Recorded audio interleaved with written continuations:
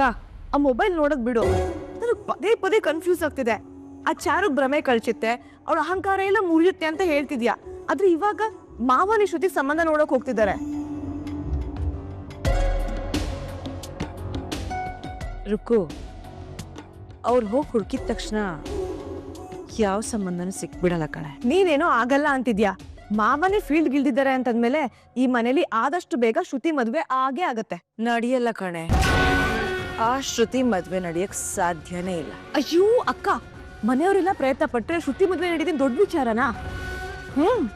Correct. Narayanacharya ಮನೆಯಿಂದ ಹೆಣ್ಣು ತರಬೇಕು ಅಂತ ಒಂದಿಷ್ಟು ಜನ ಕಾಯ್ತಾ ಇದ್ದಾರೆ. ಆದ್ರೆ ಎಲ್ರಿಗೂ ಈ ಮನೆ ಹೆಣ್ಮಗಳು ತಮ್ಮನೆ ಬೆಳಕಾಗ್ಬೇಕು ಅನ್ನೋ ಆಸೆ ಇರುತ್ತೆ. ಆದ್ರೆ ಯಾರು ಕೂಡ ಬಸರಿ ಹಣ್ಣನ್ನ ಮದುವೆ ಆಗೋದಕ್ಕೆ ಮುಂದೆ ಬರಲ್ಲ.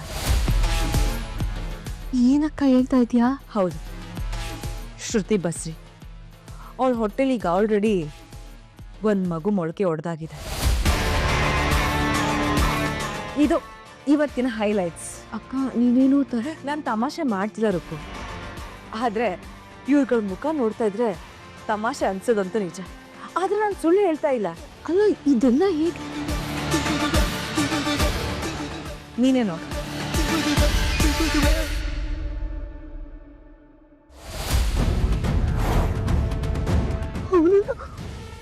ಕೆಟ್ಟ ಬಸ್ರಾಗಿದ್ದೀನಿ.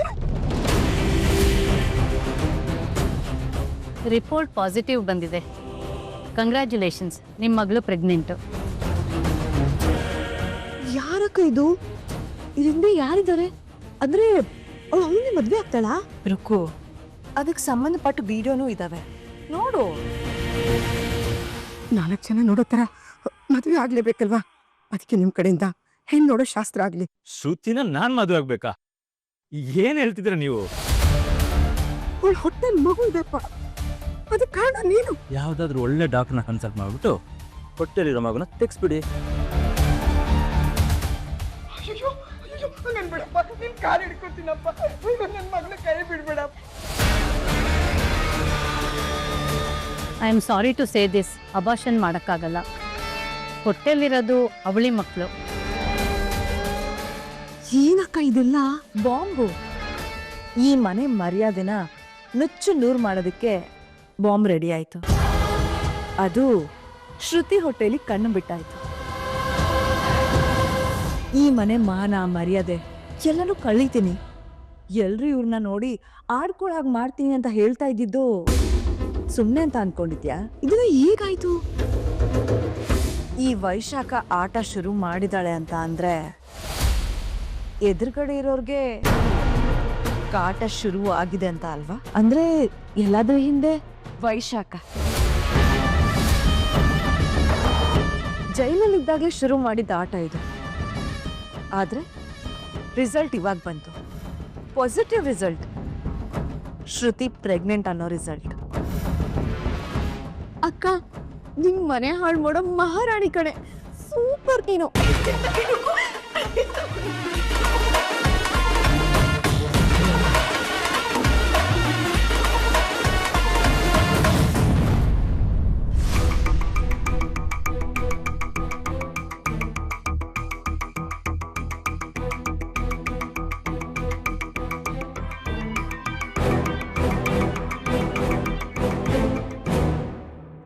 ರೇ, ಏನ್ ರಾಮಾಚಾರಿ ಬಂದ್ಯಾ? ಬೇಗ ಫ್ರೆಶ್ ಅಪ್ ಆಗಿಬಿಡು, ನಾನು ಕಾಫಿ ಮಾಡ್ಕೊಂಡು ಬರ್ತೀನಿ. ನಿಂತ್ಕೊಳ್ಳಿ. ಹೋದ್ ಕೆಲಸ ಚೆನ್ನಾಗಾಯ್ತಾ? ಹೋಗಿದ್ದೆ, ಸರಿ ಹೋಗುತ್ತೆ ಬಿಡು. ಸರಿ ಮಾಡ್ತೀನಿ. ಯಾಕೆ ರಾಮಾಚಾರಿ ಏನೋ ವಿಷಯ ಮುಚ್ಚಿಟ್ಟು ಮಾತಾಡ್ತಿದ್ದೀನಿ ಅನ್ನೋ ಥರ ನೋಡ್ತಿದ್ದೆ? ನಾನು ಹೋಗಿದ್ದು ಮನೆ ವಿಚಾರಕ್ಕೆ, ನಮ್ಮ ಶ್ರುತಿ ವಿಚಾರಕ್ಕೆ. ಅವಳಿಗೆ ಒಳ್ಳೇದಾಗಬೇಕಲ್ವಾ, ಅದಕ್ಕೆ ಹೋಗಿದ್ದೆ. ಹೋಗಿದ್ದ ಕೆಲಸ ಆಯಿತು, ಫಲಿತಾಂಶ ಬರೋದಕ್ಕೆ ಟೈಮ್ ಬೇಕಲ್ವಾ? ಎಲ್ಲ ಸರಿ ಹೋದ್ಮೇಲೆ ನಾನೇ ಹೇಳ್ತೀನಿ. ನಿಮ್ಮ ಗುಣ ನನಗೆ ಗೊತ್ತಿಲ್ವೇನ್ರಿ? ಎಲ್ರಿಗೂ ಒಳ್ಳೇದಾಗಬೇಕು, ಅವರೆಲ್ಲರ ಜೊತೆ ನೀವು ಇರಬೇಕು ಅಂತ ಬಯಸೋ ಗುಣ ನಿಮ್ಮದು. ಮನೇಲಿ ಏನೋ ಸರಿ ಇಲ್ಲ, ಏನು ಅಂತ ಗೊತ್ತಾಗ್ತಿಲ್ಲ. ಗೊತ್ತಾಗದೇ ಇರೋ ವಿಚಾರನ ರಾಮಾಚಾರಿ ಹತ್ರ ಹೇಳೋದು ಕಷ್ಟ.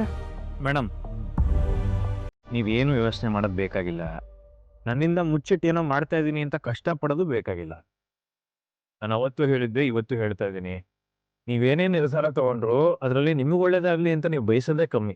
100% ಅಲ್ಲಿ 98% ಮನೆಗೆ ಒಳ್ಳೇದಾಗ್ಲಿ, ಮನೆಯವ್ರಿಗೆ ಒಳ್ಳೇದಾಗ್ಲಿ ಅಂತಾನೆ ಬಯಸ್ತಾ ಇರ್ತೀರ. ಇನ್ನು 2% ಮಾತ್ರ ನಿಮ್ಗೆ ಇಟ್ಕೊಂಡಿರ್ತೀರ. ನೋಡಿ, ಕೆಟ್ಟವ್ರಿಗೆ ದೇವರು ಆಗಾಗ ಒಳ್ಳೇದು ಮಾಡ್ಬೋದು, ಆದ್ರೆ ಒಳ್ಳೆಯವ್ರಿಗೆ ದೇವರು ಯಾವತ್ತೂ ಕೆಟ್ಟದ್ದು ಮಾಡಲ್ಲ. ಅಕಸ್ಮಾತ್ ಕೆಟ್ಟದ್ದು ಮಾಡಿದ್ರು ಅದು ನಮಗೆ ಪರೀಕ್ಷೆ ಕೊಡೋದಕ್ಕಾಗಿರುತ್ತೆ, ಅದರಿಂದನೂ ಒಳ್ಳೇದಾಗುತ್ತಲ್ವಾ. ಅನ್ನಂಗೆ ನಾ ಬಂದಾಗ ನೀವೇನೋ ಕೇಳಿದ್ರಿ, ಏನು? ಒಂದ್ ಲೋಟ ಕಾಫಿ ಕೊಡ್ಲಾ ಅಂತ ಕೇಳಿದ್ರಲ್ವಾ? ತಂದ್ಕೊಡ್ತೀನಿ.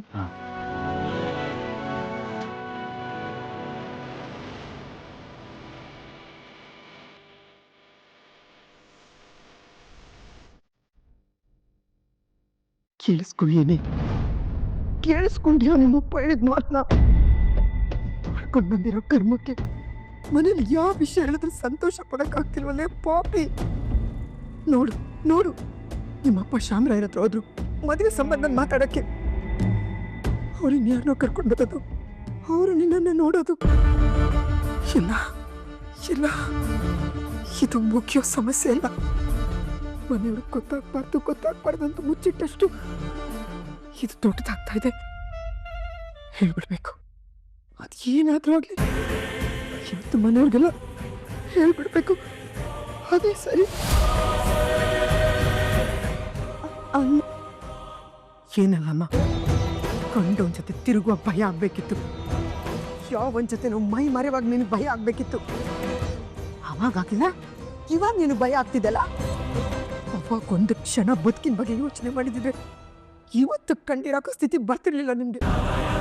ಓ, ನಿಮ್ಮ ಅಪ್ಪನಿಗೆ ನಿಮ್ಮ ಅಣ್ಣನ್ ಗೊತ್ತಾದ್ರೆ ನಿನಗೆ ಭಯ ಆಗುತ್ತಲ್ವಾ? ಆ ಭಯದಿಂದನೇ ಕಡೆ ನಾನು ಬಾಯಿ ಮುಚ್ಕೊಂಡು ಸುಮ್ಮನೆ ಇದ್ದಿದ್ದು. ಇನ್ನ ಸುಮ್ಮನೆ ಇರ್ಬಾರ್ದು. ನಿಮ್ಮಪ್ಪ ಅಣ್ಣ ಅದಕ್ಕೆ ಇನ್ನು ಯಾವ್ಯಾವ ಸಂಬಂಧ ಕರ್ಕೊಂಡು ಬರ್ತಾರೋ ಒಂದ್ಸಾರಿ ತಪ್ಸಿನ ಸಾಕಾಗಿದೆ.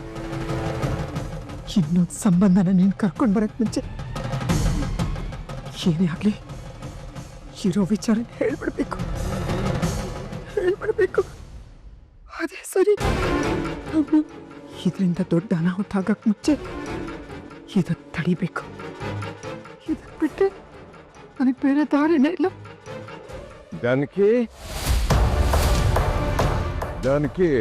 ಅಯ್ಯೋ ದೇವ್ರೆ, ನೋಡು ನಿಮ್ಮಪ್ಪ ಬಂತು.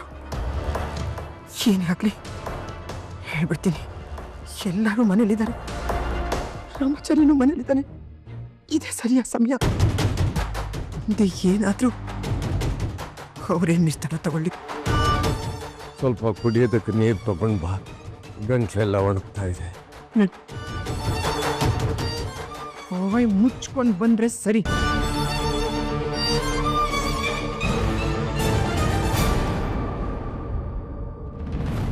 ದೀಪದ ಬುಡ ಯಾವಾಗಲೂ ಕತ್ಲಾಗೇ ಇರುತ್ತೆ ಅನ್ನೋ ಮಾತು ಎಷ್ಟು ನಿಜ.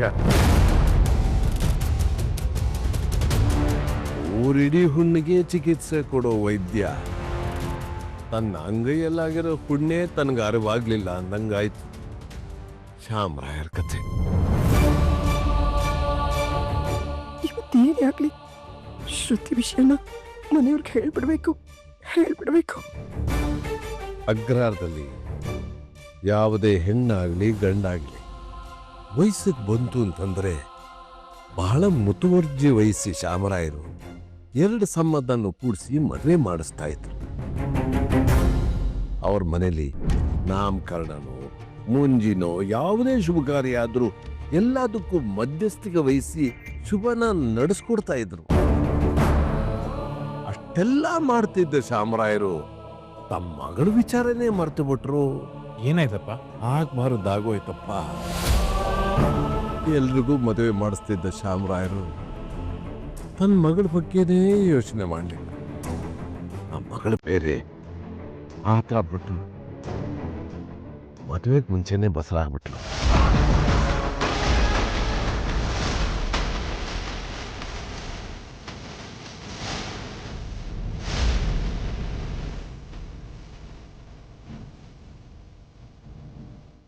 ಈ ವಿಚಾರ ಇಡೀ ಊರಿಗೆ ಗೊತ್ತಾಯ್ತು ಅಂದಾಗ ಸಾಮ್ರಾಯರ ಅವಮಾನ ತಡ್ಕೊಳಕ್ಕಾಗ್ದೆ ಇನ್ನು ತಲೆ ಎತ್ಕೊಂಡು ಊರಲ್ಲಿ ಓಡಾಡಕ್ಕಾಗಲ್ಲ ಅಂತ ಆತ್ಮಹತ್ಯೆ ಮಾಡ್ಕೊಂಡ್ರು.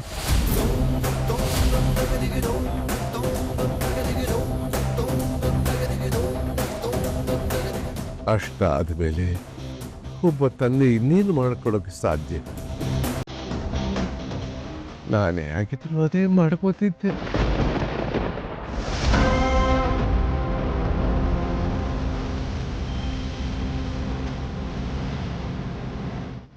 ತಂದೆ ತಾಯಿ ಆದವರು ಮಕ್ಕಳಿಗೆ ಜನ್ಮ ಕೊಟ್ರೆ ಸಾಲದು, ಸದಾಕಾಲ ಅವರು ಸರಿಯಾದ ದಾರಿಲಿ ನಡೀತಿದ್ದಾರ ಅನ್ನೋದನ್ನ ಗಮನಿಸ್ತಾನೆ ಇರಬೇಕು. ಅಕಸ್ಮಾತ್ ಅವ್ರೇನಾದ್ರೂ ದಾರಿ ಬಿಟ್ಟು ತಪ್ಪು ದಾರಿಲಿ ಹೋಗ್ತಿದ್ದಾರೆ ಅಂದ್ರೆ ತಕ್ಷಣವೇ ಅದನ್ನ ಗಮನಿಸಿ ಸರಿಯಾದ ದಾರಿ ಕರ್ಕೊಂಡು ಬರ್ಬೇಕು. ಇಲ್ಲ ಅಂತಂದ್ರೆ ಪ್ರತಿಯೊಬ್ಬ ತಂದೆ ತಾಯಿಗೂ ಇದೇ ಗತಿ. ಸತಿ, ಈಗ ನಿನಗೆ ಅರ್ಥ ಆಯ್ತಮ್ಮ? ನಿಮ್ಮಪ್ಪ ಇಷ್ಟು ದಿವಸ ನಿನ್ನ ಶಿಸ್ತಿನಿಂದ ಯಾಕೆ ಬೆಳೆಸ್ದ, ಯಾಕೆ ಲಕ್ಷ್ಮಣ ರೇಖೆ ಹಾಕಿದ್ದ ಅಂತ.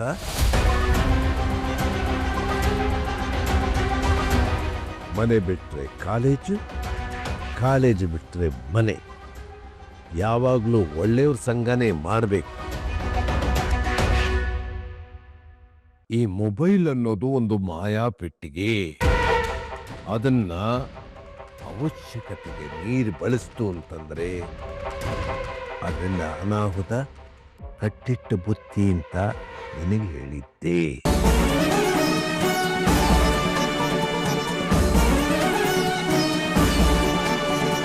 ಇವತ್ತು ನೀನು ಒಳ್ಳೆ ನಡತೆಯವಳು ಅಂತ ಹೆಸರನ್ನ ಸಂಪಾದನೆ ಮಾಡಿದ್ದಿಲ್ಲ, ಹೇಗೆ? ನಾರಾಯಣಾಚಾರ್ ಮಗಳನ್ನ ಯಾರನ್ನೂ ವಿಚಾರಿಸ್ದೆ ತಮ್ಮನೆ ಸೊಸೆ ಮಾಡ್ಕೋಬಹುದು ಅನ್ನೋ ಗೌರವನ ಸಂಪಾದನೆ ಮಾಡಿದ್ದಲ್ಲ, ಹೇಗೆ? ಅದಕ್ಕೆಲ್ಲ ಮುಖ್ಯವಾಗಿ ಕಾರಣ ನಾನು ಅವತ್ತು ಹಾಕಿದ್ದಲ್ಲ ಷರತ್ತು, ಅದು ಕಾರಣ. ನಾನು ನಿನ್ಗೆ ಪ್ರತಿನಿತ್ಯ ಮಾಡ್ತಿದ್ದಲ್ಲ ಪರಿಪಾಠ, ಅದು ಕಾರಣ. ಅವತ್ತು ನಾನು ಆಡಿದ ಮಾತಿಂದ ನೀನು ಸಿಟ್ಟಾಗಿರ್ಬೋದು, ನಿನ್ನ ಮನಸ್ಸಿಗೆ ನೋವು ಆಗಿರ್ಬೋದು. ಈಗ ಬಹುಶಃ ಅದೆಲ್ಲ ನಿನಗೆ ಅರ್ಥ ಆಗ್ತಿದೆ ಅಂತ ಅನ್ಸುತ್ತೆ. ನೀನು ಅರ್ಥ ಮಾಡ್ಕೊಂಡ ಹಾಗೆ ಶ್ಯಾಮರಾಯರ ಮಗಳು ಅವ್ರನ್ನ ಅರ್ಥ ಮಾಡ್ಕೊಳ್ಳಿಲ್ಲ. ಕೊನೆಗೆ ರಾಯರ ಆತ್ಮಹತ್ಯೆ ಮಾಡ್ಕೊಳ್ಳೋ ಹಾಗಾಯ್ತು.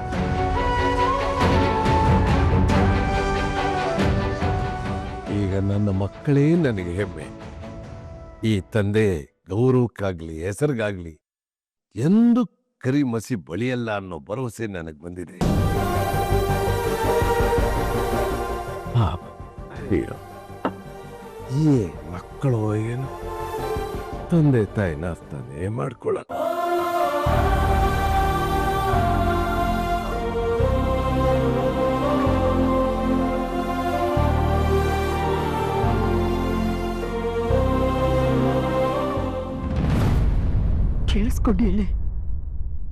ಕೇಳಿಸ್ಕೊಂಡ್ಯಾ? ನಿನ್ ಮೇಲೆ ಎಷ್ಟು ನಂಬಿಕೆ ಇಟ್ಕೊಂಡಿದ್ರು, ಆ ನಂಬಿಕೆಗೆ ದ್ರೋಹ ಮಾಡ್ಬಿಟ್ಟಿಯಲೆ. ನಿಮ್ಮಪ್ಪ ನಿನ್ನ ಹೊಗಳದಾಗ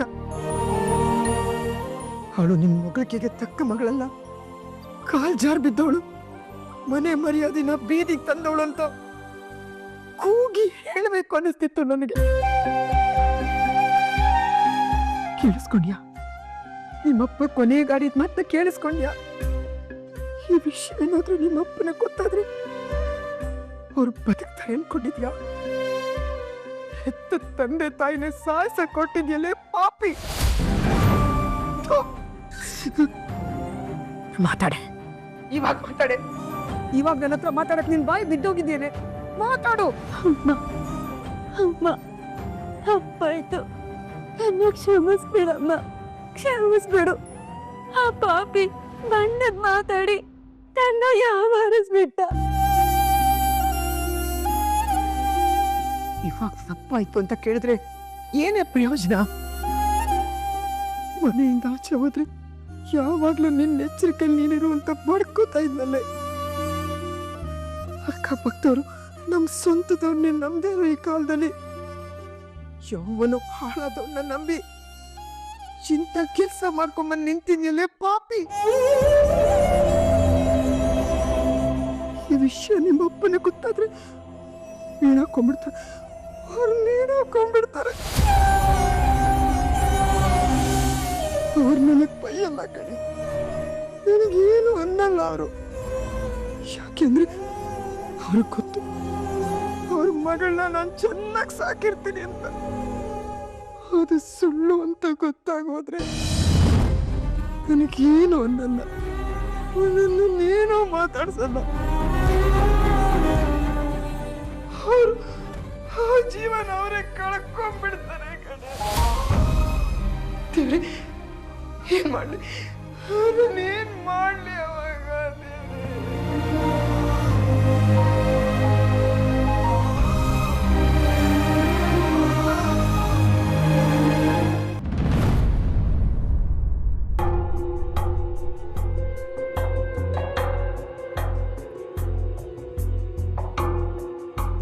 ರೀ, ನಾನೇನು ಬ್ಯುಸಿ ಆಗಿಲ್ಲ. ನೀವು ಬಂದ್ರಿ, ನಾನು ನೋಡಿದಾಗ ನಾನು ಬ್ಯುಸಿ ಆಗಿರಂಗೆ ಕಾಣಿಸ್ತು. ಅದಕ್ಕೆ ಹೇಳಬೇಕಾಗಿರೋ ವಿಷಯನ ಗಂಟಲಲ್ಲಿ ನಂಬ್ಕೊಂಡು ಒದ್ದಾಡ್ತಾ ಇದ್ದೀರಾ. ನೋಡಿ, ಮನಸ್ಸಲ್ಲಿ ಯಾವ ವಿಷಯನೂ ತುಂಬ ಹೊತ್ತು ಇಟ್ಕೋಬಾರ್ದು. ಏನು ವಿಷಯ? ನಮ್ಮ ಶ್ರೀಮತಿಯವರು ತುಂಬ ಸೀರಿಯಸ್ ಆಗಿರಂಗಿದೆ. ತುಂಬ ಇಂಪಾರ್ಟೆಂಟ್ ವಿಷಯ ಹೇಳೋದಿದೆ. ಸರಿ, ನಾನು ಹಂಗಾರೆ ಸೀರಿಯಸ್ ಆಗಿ ಹೇಳ್ತೀನಿ. ಏನು? ನಾನೊಂದು ನಿರ್ಧಾರ ತಗೊಂಡಿದ್ದೀನಿ. ನನ್ನ ನಿರ್ಧಾರ ಜೊತೆ ನೀನು ನಿಂತ್ಕೊಳ್ತೀಯ ಅಲ್ವಾ? ಏನ್ರಿ ಹೀಗೆ ಕೇಳ್ತಾ ಇದ್ದೀರಾ?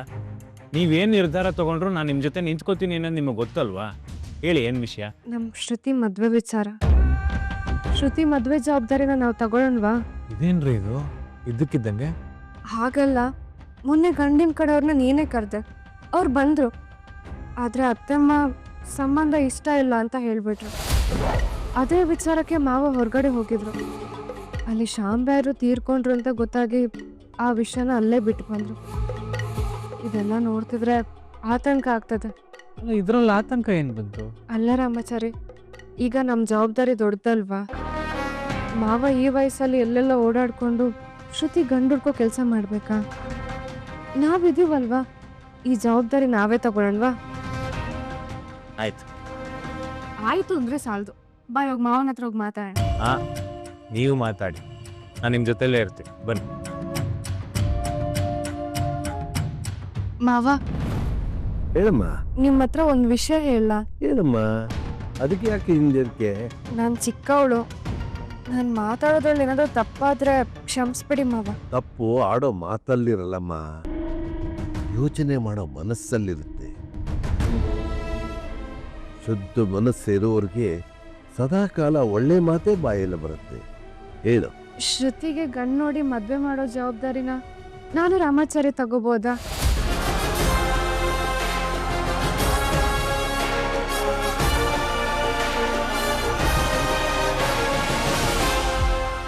ಹಿರಿಯರಾಗಿ ನೀವಿರುವಾಗ ನಾವು ಜವಾಬ್ದಾರಿ ತಗೊಳ್ತಿದ್ದೀವಿ ಅಂತ ತಪ್ಪು ತಿಳ್ಕೊಳ್ಬೇಡಿ. ಹಾಗೆಲ್ಲ ಏನೂ ಇಲ್ಲ ಕಣಮ್ಮ. ಇವತ್ತಿನ ದಿವಸ ಮಕ್ಕಳಿಗೆ ಜವಾಬ್ದಾರಿ ವಹಿಸಿದ್ರೆ ಏನಾದ್ರೂ ಒಂದು ಕಾರಣ ಹೇಳಿ ನುಣುಚ್ಕೊಳ್ತಾರೆ. ಅಂಥದ್ರಲ್ಲಿ ಸೊಸೆಯಾಗಿ ನೀನು ಜವಾಬ್ದಾರಿ ತಗೋತಿದ್ದೀರಿ ಅಂತ ಹೇಳ್ತಿಲ್ಲ, ಬಹಳ ಸಂತೋಷ ಆಗತ್ತೆ ಕಣಮ್ಮ. ಈ ಸಂತೋಷ ತಡೆಯಕ್ಕಾಗದೆ ಒಂದು ಕ್ಷಣ ಹಾಗೆ ಸ್ತಬ್ಧನಾಗಿ ನಿಂತ್ಕೊಂಡ್ಬಿಟ್ಟೆ. ಜವಾಬ್ದಾರಿ ಅಂತ ಎಷ್ಟೋ ಜನ ಬರೀ ತೋರ್ಕೆಲೇ ಜೀವನ ಕಳೆದು ಬಿಡ್ತಾರಮ್ಮ. ಅಂಥವ್ರಿಗೆಲ್ಲ ಜವಾಬ್ದಾರಿ ಅಂತ ಹುಟ್ಟೋದು ಬರೀ ಬುದ್ಧಿಲಿ ಮಾತ್ರ, ಮನಸ್ಸಲ್ಲಲ್ಲ. ಆದ್ರೆ ನಿನ್ನಂಥ ಶುದ್ಧವಾದ ಮನಸ್ಸು, ಒಳ್ಳೆ ಹೃದಯದಲ್ಲಿ ಈ ರೀತಿ ಜವಾಬ್ದಾರಿ ಅನ್ನೋದು ಹುಟ್ಟುತ್ತೆ. ನಂದೇನು ಅಭ್ಯಂತರ ಇಲ್ಲ, ನೀನೇನು ಬೇಕಾದ್ರೂ ಮಾಡಬಹುದು ಅಲ್ವಾ ಜಾನಕಿ? ಹೌದು ರೀ. ಈ ಕಾಲದಲ್ಲಿ ಬದುಕ್ತಾ ನಮ್ಮ ಕಾಲದ ಯೋಚನೆ ಮಾಡೋದಕ್ಕಿಂತ ಇದೇ ಕಾಲದಲ್ಲಿದ್ದು ಇದೇ ಕಾಲದನ್ನ ಯೋಚನೆ ಮಾಡೋದು ಸರಿ. ನೀವೇನು ನಿರ್ಧಾರ ತಗೋತೀರೋ ತಗೊಳ್ಳಿ. ರಾಮಾಚಾರಿ, ಅಪ್ಪ ನಿನಗೆ ಚಾರುಗೆ ಶ್ರುತಿ ಮದುವೆ ಜವಾಬ್ದಾರಿನ ವಹಿಸಿದ್ದೀನಿ. ಇನ್ನು ಅವಳ ಮದುವೆ ಬಗ್ಗೆ ನಾ ಯೋಚನೆ ಮಾಡಲ್ಲ. ಥ್ಯಾಂಕ್ ಯು ಮಾವ. ಒಳ್ಳೆ ಮನ್ಸಿದ್ದು ಒಳ್ಳೆ ಕಾರ್ಯ ಮಾಡೋರಿಗೆ ಸದಾಕಾಲ ದೇವರು ಅವ್ರ ಜೊತೆಗಿದ್ದು ಕಾಯ್ತಾ ಇರ್ತಾನೆ. ಒಳ್ಳೆದೇ ಆಗತ್ತಮ್ಮ.